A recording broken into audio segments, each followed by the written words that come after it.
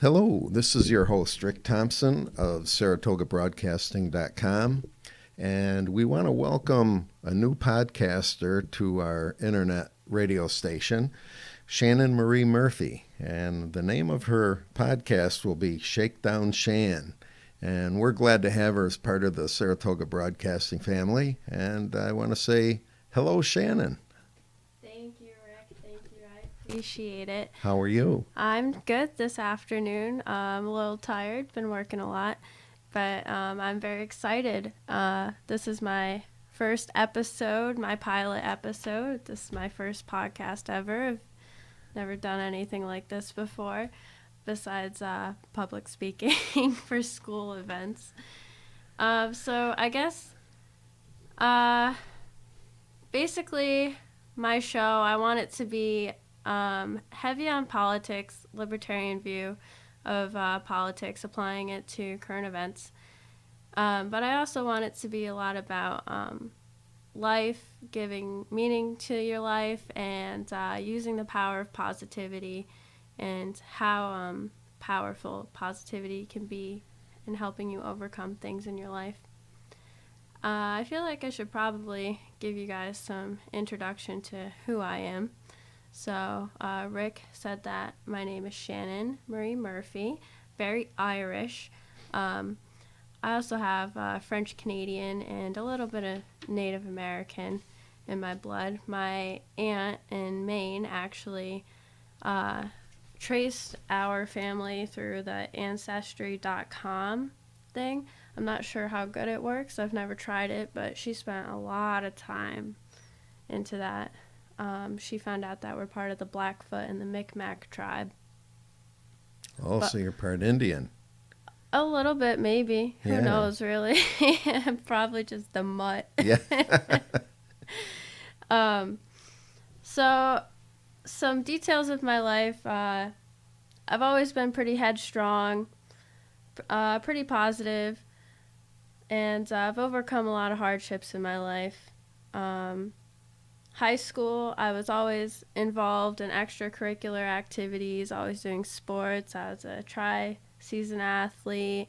I'm always in AP classes and taking extra classes and being in chorus and band, and then in chorus and band getting into NISMA and doing like festivals and solo events.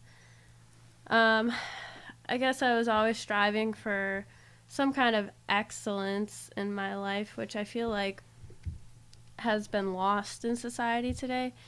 A lot of people don't strive for excellence anymore. I feel like that's part of an issue, but we can get into that at another show. I always found myself trying to outdo my best. Like I would reach my best and then I would try to do better. There's always room for improvement, I believe. I struggled some mental health problems through high school. That can be a different episode that we get into, but I had some eating disorder problems, and on top of my heavy workload and mental health problems, I also had to raise my son. I had my son the summer between 9th and 10th grade. And honestly, it was probably the best thing that ever happened to my life because he made me just so much more determined to do better and to do the best that I could for him and for myself. Work ethic has always been something that has been strong with me. I work all the time. Currently, right now, I'm on like day 13 in a row. Days off are very rare occurrence for me. I'd rather stay busy, and that's something that I can say my generation is strong with, is work ethic. I'm always seeing people my age just constantly working multiple jobs, and mainly probably has to do with the cost of living. Keeps going up and up and up. But again, this is just a brief intro, so we can get into that topic at another time too. want to leave room for future episodes. After high school, I started college at Russell Sage. I actually got a scholarship there, and I went there very eager to learn, eager to go onto the path that was pretty much forced upon everybody, which I don't really care for now that I look back at it, that they pushed everyone to go to college. Some people just aren't meant for college, and that's okay. So I started eager to learn, and I started with an English major because, call me crazy, I wanted to be an English teacher for high school. Great profession. That could be argued.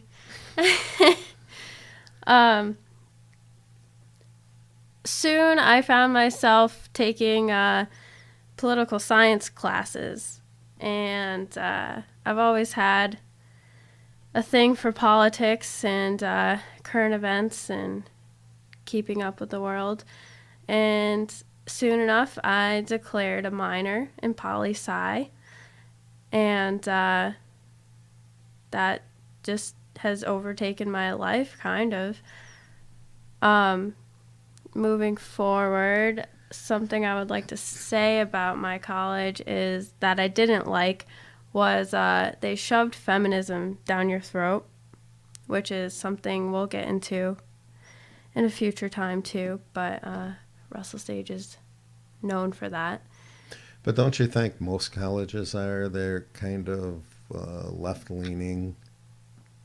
Yeah. If I ever tried to do a show like I'm trying to do, like broadcast from my school, I would probably have some people protesting what I'm saying. Mm-hmm. I'd have a lot of people very angry with me. They are very left-leaning, socialistic, heavy on the feminism thing, which isn't, I'm not saying feminism is bad. I'm definitely a feminist. Mm-hmm. But there's extremes to every kind of belief. And if you go too far, it can be a bad thing. There's a healthy balance. So in college, I had a lot going on. I have only attended Sage for 3 of the 4 years, and I decided to leave. I kind of had a loss of interest for a little while. I was in an unhealthy relationship, surrounded by negativity. I was just working all the time. I was so tired, and I couldn't balance everything. And I decided I didn't want to be a teacher anymore, and I had no idea what to do. I figured changing my major, if I didn't pick the right one to switch to, it would be just wasting more time, more money, because honestly, it's a lot of money to go to college, even if you have a scholarship. And so I left, and I plan to go back in the fall. I'm not sure for what. I'm really still not sure, but that's all right. You don't have to know what you want to do. You'll find it eventually. I am only 21. I am pretty young still, so sometimes it doesn't happen till you're 50. So until I figure out what I want to do, I'm just going through life, doing things that interest me, and that's what's brought me here, actually. Like I said, I've always been heavy into politics since a very young age, actually. The youngest I can remember myself being engaged in politics is about 8 years old. My mom's side of the family is very, very political. They're actually conservative Republicans, and I am actually conservative too. But the only issue I have with Republicans usually are they aren't consistent. They're always like, be conservative, save money, less spending, and then they end up spending the same amount as the Democrats. No, It you're just right. it doesn't make any sense. Like, you would know if you are paying attention to the spending bills being passed currently. But when I was around 8, I remember sitting in the living room listening to my uncle, my grandparents, and aunts talk about politics, and it always grabbed my ear no matter what I was doing, playing with Barbies or drawing or coloring or whatever. I was always eavesdropping on their conversations, and sometimes I'd chime in. And of course, being so young, I really never understood the conversation, but I was always engaged in trying to learn. My dad is actually a libertarian, and Good. my dad is a libertarian, and so that's where I get a lot of my views and values from. And I can thank him for that because they're very realistic, reasonable views, I feel, at least. And if any of you are not so sure what libertarianism is and the values of it, we'll get into that. So just keep listening, and maybe you'll figure it out. So my interest in politics started young and stayed with me, like I said, well into high school and beyond. In high school, I was part of this group called MOAS, MOAS. It was a mock setup of the Organization of the American States. And I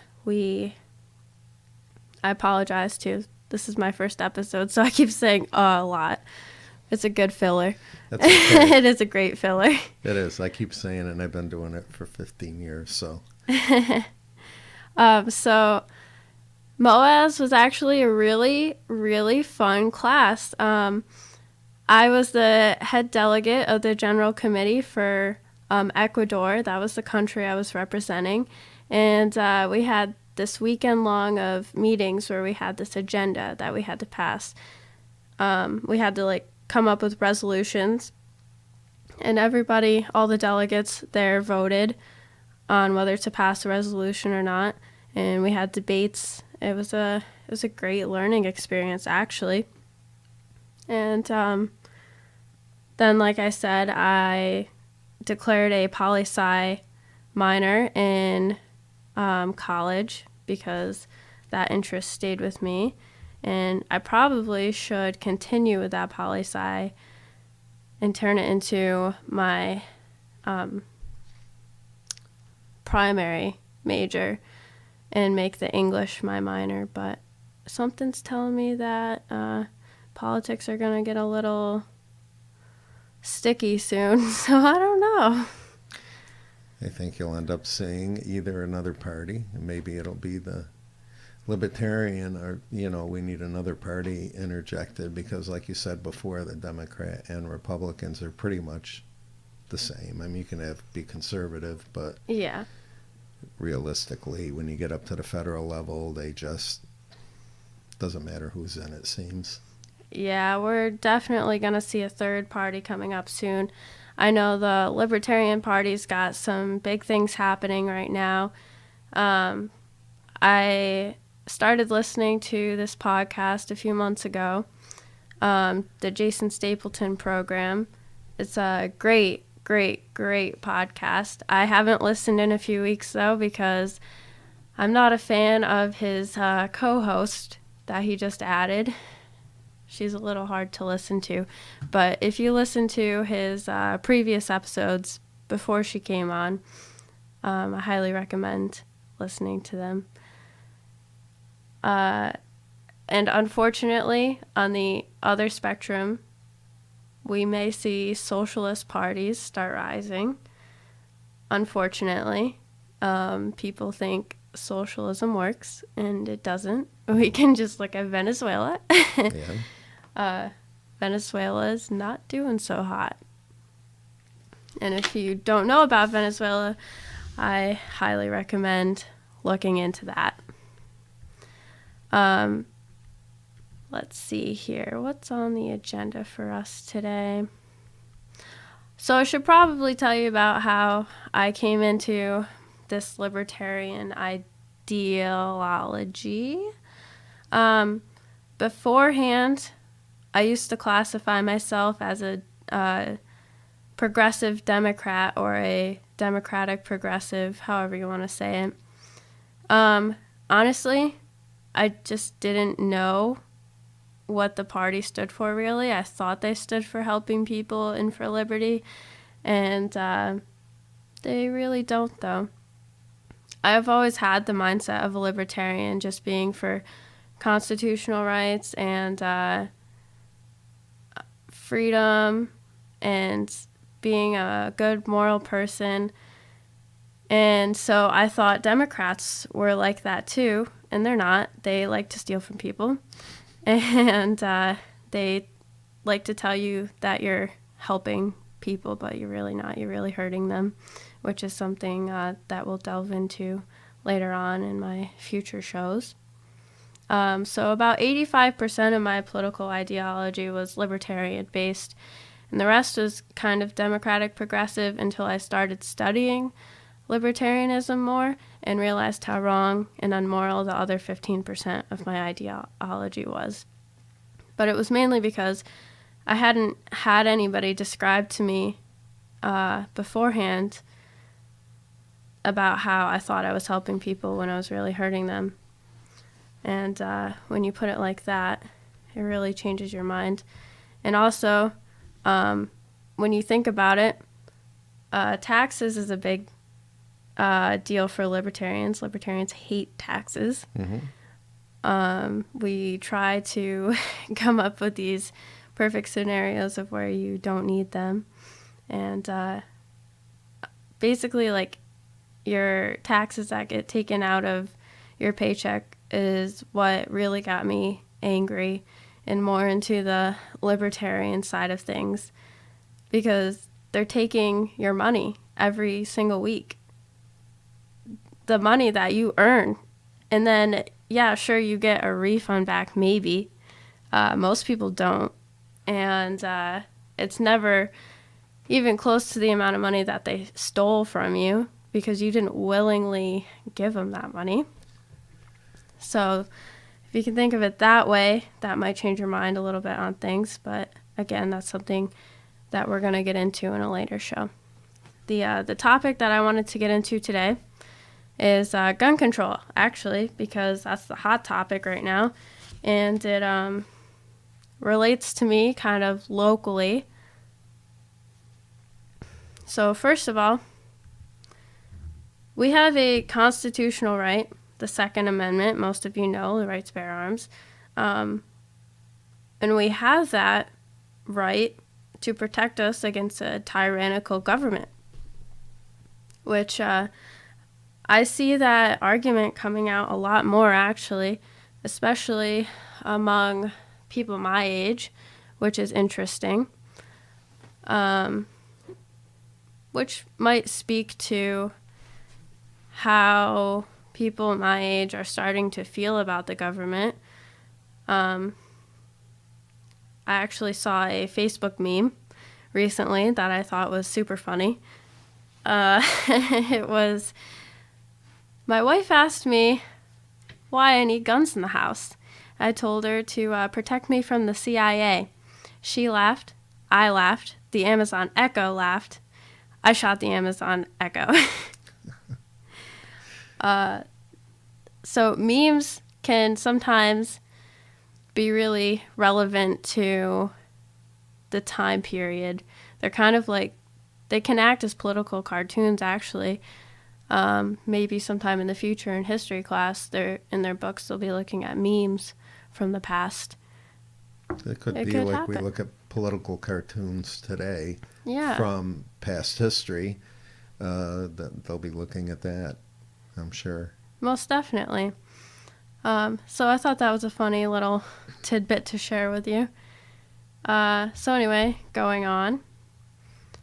So the recent shooting in Florida, along with the mass shooting that we had in Las Vegas, and then we had Sandy Hook a few years ago, people seem to think that these mass shootings are like a huge problem. I mean, they are a problem, don't get me wrong. I definitely think they are, but statistically, your chances of dying from so many other things are bigger than dying in a mass shooting. But anyway, school shootings are a problem, even though statistically speaking, dying in a school shooting is less likely than so many other ways of dying. Well, I just want to give you a figure. I don't know if you know it, but 63% of all gun deaths are suicides. Yeah, and coming from my libertarian view, suicide, not that I'm supporting suicide, I would never say that, is a choice that you make. And it's your body and it's your life. And I would if you were somebody that I cared about and loved, I'd do everything to stop you. But in the end, it's your decision. And anyway, talking about the recent current events with gun control and people wanting more gun control and things to happen in schools and giving and then there's the other argument of giving teachers guns in schools, and some people are even as crazy enough to say give students guns in school. You can't have everybody have guns in school. Like, that's just a little ridiculous, I think. So you got to be a little realistic about it. But I think the big issue here is that people try to throw out charts that these shootings are happening more and that it's easy to get guns. It's too easy to get guns. And I just want to wonder if maybe they're not looking at maybe the medicine that the children are on. These kids that are doing the school shootings, most of them have had histories of being on certain medicines and like ADHD medicines, Adderall, Ritalin, and from like a young age too. And what kind of stuff does that do to your chemicals in your brain after a while? Then they get put on these antidepressants as they get older because their chemicals are imbalanced from being on these crazy drugs since they were young. And so I would like to see more research put into that, because I honestly don't think it's the guns, because, people kill people, guns don't kill people. And no matter what kind of regulations you put in or bans, bad people are still going to get their hands on whatever kind of weapon they want to get their hands on. And it could even end up worse. We had that bomber in Texas recently. So anyway, there is a black market. There's a black market because we have regulation. And anytime you enforce regulation or ban things, the black market will open up, which only leads to more deaths and a lot more problems, because then you have cartels dealing with it and not, what would it be, like licensed places? The individuals, yeah, like background checks, maybe make stronger background checks. Yeah. Or the one thing I liked that they did was ban the bumper stocks. I mean, I don't think you need to make a gun into a machine gun, but have stronger background checks. Tighten up the school security by only having one entrance and having it locked. And when kids are in school, yeah, there's a lot of things you can do. Yeah, you don't need to be a knee-jerk reaction and ban everything. I mean, that's kind of ridiculous. Yeah, if banning things worked, you could just ban school shootings and they would be gone. Mm-hmm. But that's not going to work. I actually don't agree with banning bump stocks. I feel like you should be able to do to your gun what you feel like you want to do to your gun. Maybe it's fun to shoot it off like that. I don't know. It's your property. If you can prove that you should be able to have a gun. I feel like you should be able to modify it as you feel you want to modify it as. And maybe that will come with stronger background checks. Yeah. And finding out a person's background if they had, mental illness in the past. I mean, you can find these things out. Mm-hmm. And then you can allow more things because you have a stronger sense of what the person that's getting the license is. Yeah. What it's like. Definitely. So I actually wanted to talk a little local, make this gun control topic local. There was a walkout. Students across the United States actually organized walkouts in many schools. And so my son goes to Hadley Luzerne, where I graduated from. And I received this nice little letter here a few days before the supposed walkout, or not supposed, it was a real thing. But we got a letter that reads, "Dear parents and guardians, as you may have heard, in response to the school shooting in Parkland, Florida, many student groups across the nation are organizing demonstrations to protect gun violence and to call upon state and federal lawmakers to take action against guns. Blah, blah, blah. While students retain certain rights to free speech for personal expression, while in school, the Supreme Court has routinely held that such protections do not extend to speech, which could materially and substantially disrupt the educational process. With this in mind, Hadley Luzerne Central School District views the deliberate walkout of a class in session as a material or substantial disruption to that process. Therefore, the students participating will be subject to discipline as stated in the Code of Conduct, which may include ISS, OSS, and exclusion from activities, for example, the 100 Nights dinner." And then there was just a little bit more. I was outraged when I got this letter. I'm not saying that the walkout was the best way for the students to use their free speech and speak out. Maybe they could have found something better. But they have a right, definitely, to use their voice. And honestly, I think the school system was viewing the walkout wrong. They're viewing it as a disruption to the education process. And I actually view it as an opportunity for the education process. It's a great opportunity to learn about civics, to discuss current events, and to teach students how to exercise their constitutional rights.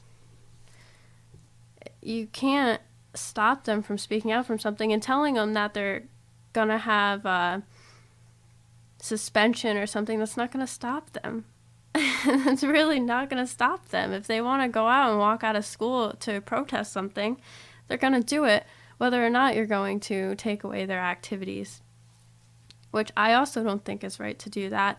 And especially suspension, out of school suspension, that just disrupts the process of education even more, which is they're trying to say the walkout is a disruption, which it's not, because it's a perfect opportunity for education.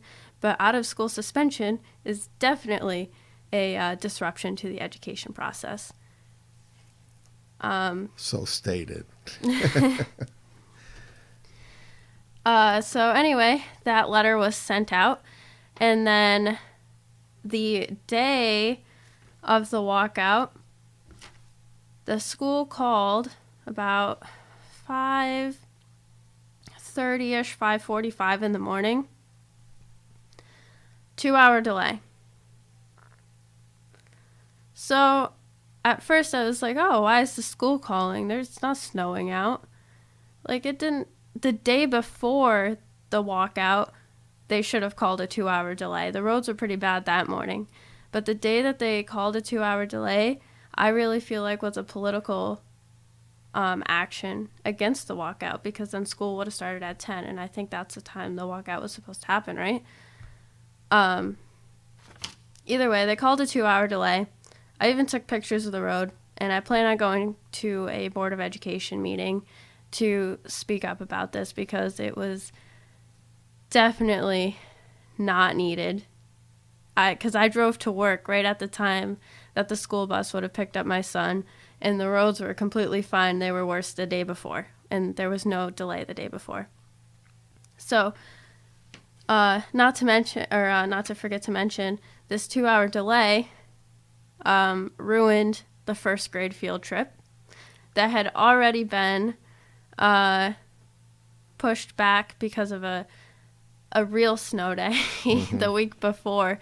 So this was their second attempt at going on this field trip, and this 2-hour delay ruined that for them when they didn't even really need a 2-hour delay.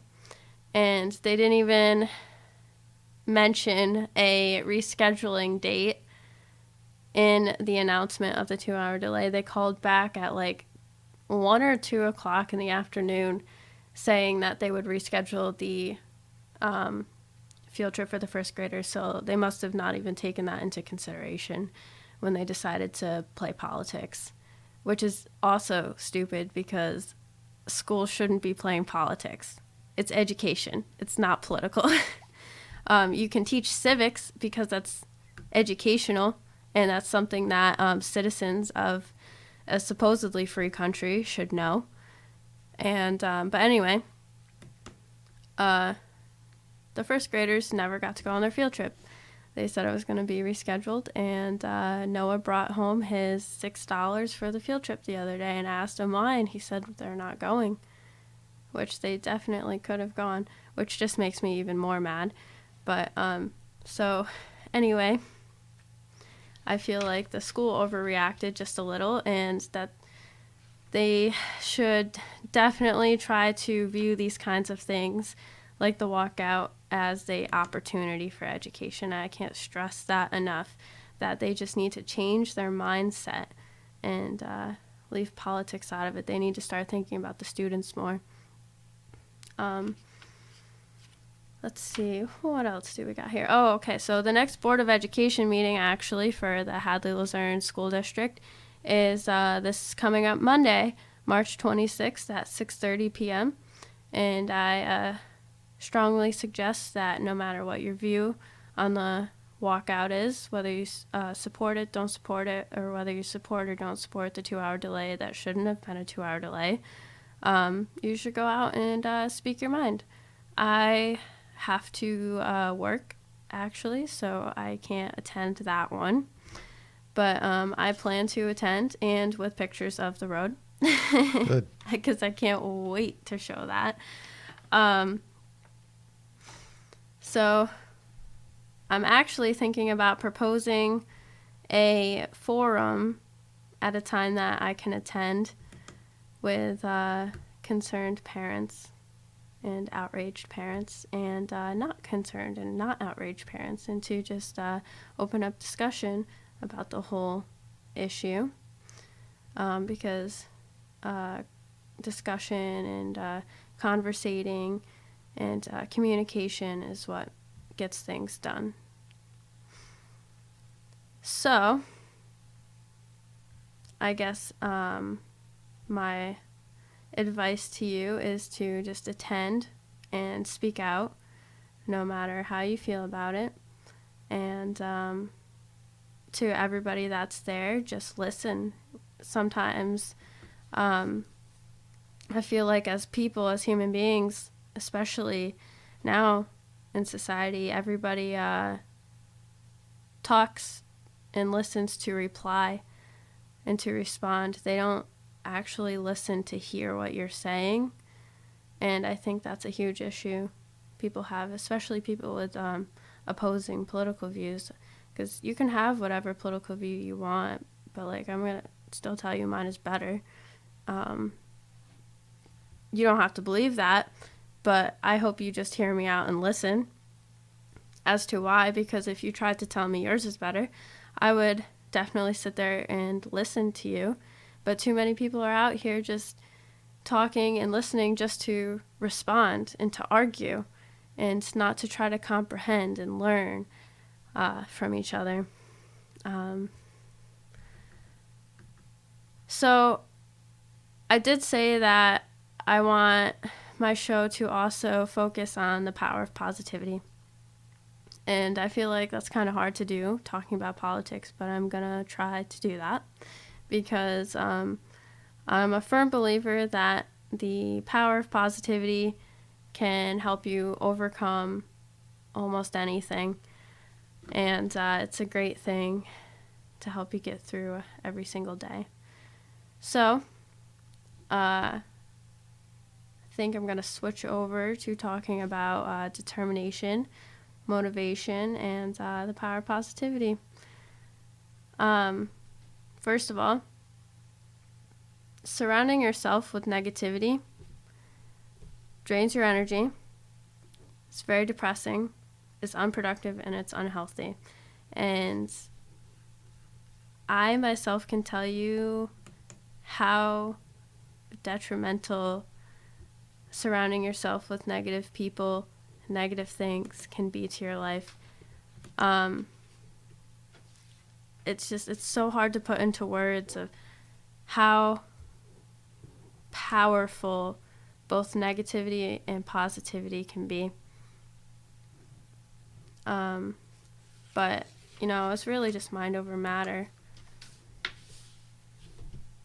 And if you really just, it's not going to happen overnight. Like if you find yourself being super, super negative and down on yourself, you really have to work at it. It's something that overcoming your negativity is not going to happen overnight. You have to work at it every single day.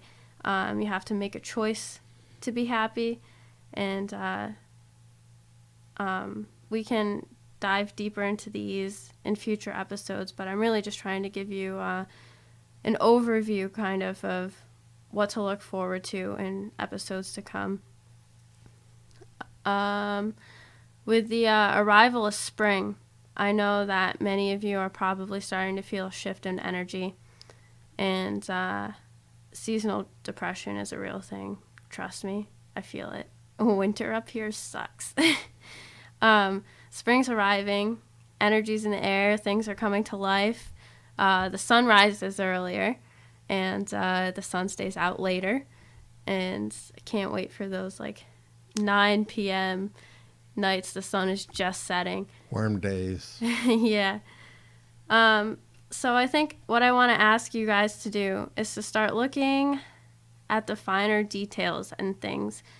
When you go outside in the morning on your way to work or something, look up at the sky and try to look at how the colors in the sky blend into each other, the shapes of the clouds.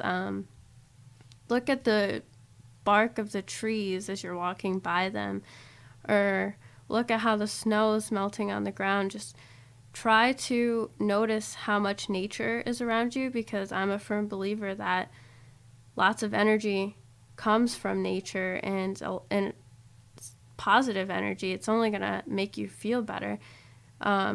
Just be more aware of your surroundings, and you'll start to feel a shift in your energy. The other day, I was overwhelmed with the amount of energy I got. I saw the most beautiful sunrise from my house with the mountain in the distance, and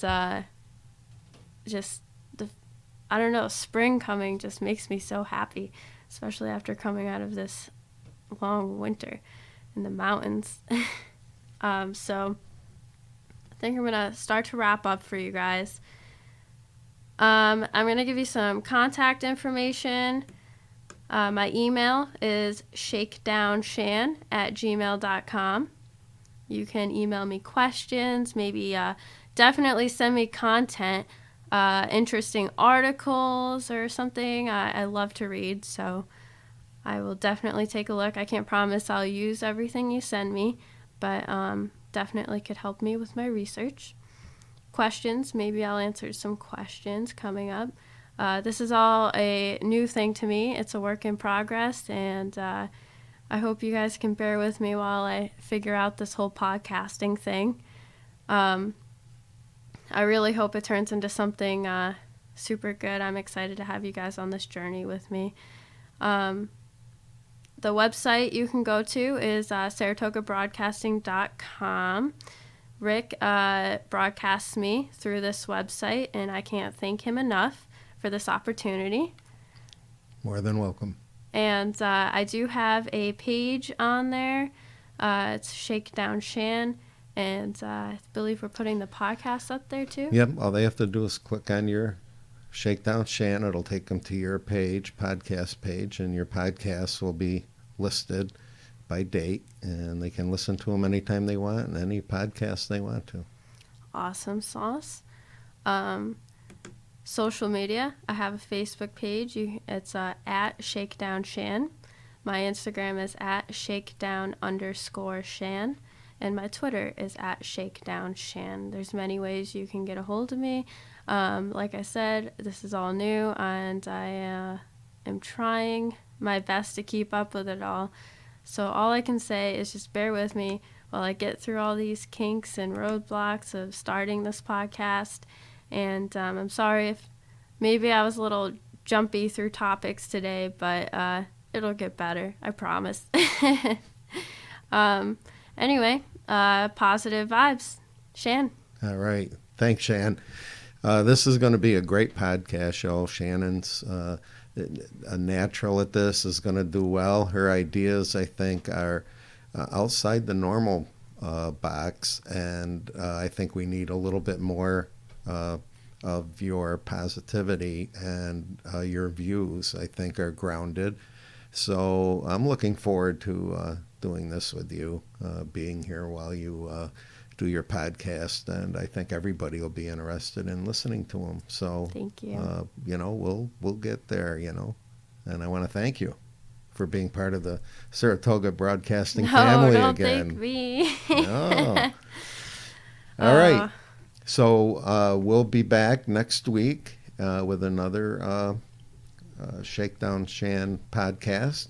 So in the meantime, what's your words of wisdom for the week coming up for our listeners? Positive vibes. That's all I got for you. Positive vibes. All right. Everybody have a great week, and we'll be back next weekend.